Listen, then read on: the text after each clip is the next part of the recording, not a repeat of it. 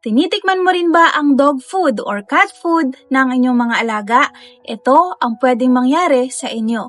Hi, I'm Dr. Rux TV and I am a veterinarian. So tag nyo na sa comment section yung mga fur parents na tumitikim ng mga cat food or dog food. Well, technically, yes, pwede naman dahil most dog food are made from human ingredients na safe sa ating human. Titikman nyo lang naman konti at hindi araw-araw at hindi palagi, then that's okay. At merong benefit kung ginagawa nyo yan. Kapag nalasahan nyo ang dog food or cat food ay maalat sa panlasa nyo, mas lalong delikado yan sa inyong mga alaga. Doc, bakit mas delikado? Dahil ang ating mga alaga ay mas sensitive pa yan sa mga asin kesa sa ating mga owners, sa ating mga tao. Dahil yung konting alat lang sa panlasa mo, pwedeng too much sodium, too much salt na para sa kanila.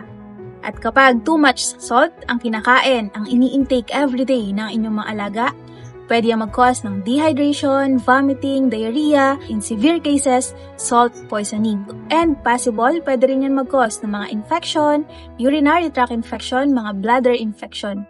May mga other options para malaman kung high quality, less sodium, better to check the smell, the texture, and ingredients na mismong nakalagay sa packaging nila at kung gusto ba yan ng inyong mga alaga.